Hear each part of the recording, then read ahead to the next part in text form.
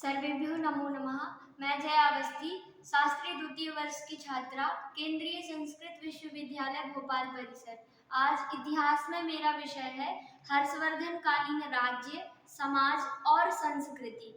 हर्षवर्धन का यदि परिचय देखें संक्षेप में, तो हर्षवर्धन पुष्यभूति वंश के राजा जो थे प्रभाकर वर्धन, और उनके पुत्र हैं। इनकी माता का नाम यशोमती है और इनका जीवन काल 590 ईस्वी से 647 ईस्वी तक माना गया है और शासन काल जो है वो 600 ईस्वी से 647 ईस्वी तक का माना गया है।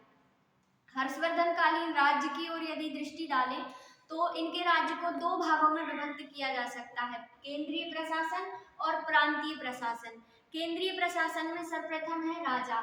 तो हर्षवर्धन कालीन प्रशासन में राजा ही सर्वोच्च अधिकारी माना जाता था। राजतंत्रात्मक शासन इनके राज्य में था। और फिर मंत्री परिषद, तो इस मंत्री परिषद में सचिव या अमात्य हुआ करते थे। राजस्व विभाग देखें तो बलि, हिरण्यक और भाग नामक 3 कर इनके राज्य में लिए जाते थे। फिर सैनिक विभाग है। न्याय विभाग, तो बहुत कठोर दंड विधान इनके शासन काल में था।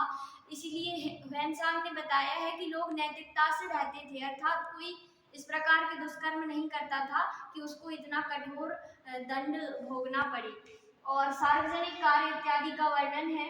प्रांतीय प्रशासन यदि देखें तो इसमें भुक्ति अर्थात प्रांत को भुक्ति कहा जाता था और जो इसका शासक हुआ करता था उसको विषय उसको जो है ऊपरिक कहा जाता था।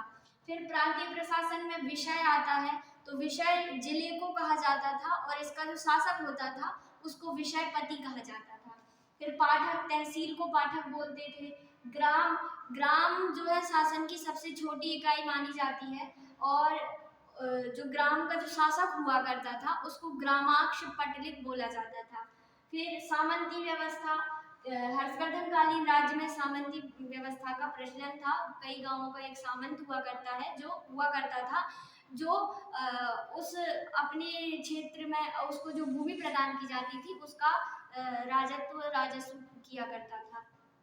हर्षवर्धन कालीन समाज की ओर दृष्टि डालें तो ये कई भागों में विभक्त है। सर्वप्रथम तो वर्ण व्यवस्था थी जिनमें ब्राह्मण सर्वप्रथम थे। ब्राह्मण जो है वो वेदों का अध्ययन किया करते थे, ब्रह्मचारी हुआ करते थे कुछ। और क्षत्रिय देखें तो क्षत्रिय वीर हुआ करते थे, साहसी थे और राजघराने से जुड़े हुए होते थे, राज्य संबंधी कार्यों से जुड़े हुए होते थे। वैश्य व्यापारी होते थे। शूद्र सामान्यतः किसान वर्ग को कहा जाता था। कायस्थों का वर्णन इनके समाज में किया गया है। जो कायस्थ है वो विभिन्न जानकारियों के दस्तावेजों का लेखा जोखा अपने पास में रखा करते थे। अस्पृश्यता बहुत थी। धोबी, चमार, नट इत्यादि जातियों से, चंडाल से अस्पृश्यता थी। स्त्री दशा में गिरावट आई। 8 वर्ष की लड़की को गौरी और 10 वर्ष की लड़की को कन्या कहा जाता था। अल्पायु में विवाह कर देते थे। विवाह की दशा देखें तो स्वयंवर प्रथा थी, विधवा विवाह इत्यादि का वर्णन किया गया है। सती प्रथा देखें तो सती प्रथा का कुछ विद्वानों ने तो विरोध किया है, लेकिन देखा जाए तो कहीं कहीं ऐसा मिलता है कि हर्षवर्धन की जो माता है यशोमती, इन्होंने भी प्रभाकर वर्धन की मृत्यु के पश्चात अग्नि में अपने शरीर का त्याग कर दिया था। दास प्रथा में वृद्धि हुई इनके समाज में। संस्कृति देखें तो वैष्णव धर्म बहुत प्रतिष्ठित धर्म था। हिंदू धर्म हो गया। शैव धर्म के बारे में तो कहा गया है कि गृहे गृहे अपूज्यत भगवान खंड परशु, अर्थात घर घर में भगवान शिव की पूजा की जाती थी। शैव धर्म का बहुत प्रचलन था। जैन धर्म हालांकि इसकी इतनी प्रचुरता नहीं थी। बौद्ध धर्म भी था लेकिन अवनति की ओर था।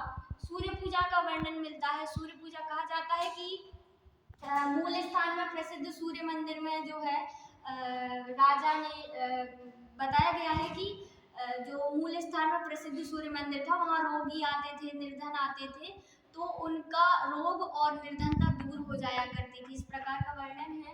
और साहित्य का उत्कर्ष हुआ।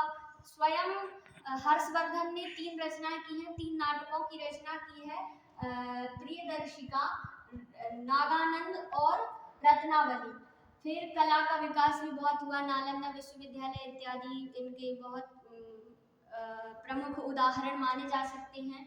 हर्षवर्धन का चरित्र यदि देखें तो परिवार प्रेमी, प्रजा प्रेमी, महान दानी था, धार्मिक सहनशील था, नाटककार, कला एवं साहित्य को संरक्षण देने वाला राजा था, बौद्ध धर्म का प्रचारक था हर्षवर्धन, विद्वानों का संरक्षक था, शिक्षा का संरक्षक था, कुशल शासन प्रबंधक एवं महान सेनापति था। कहा जा सकता है कि हर्षवर्धन एक महान शासक थे।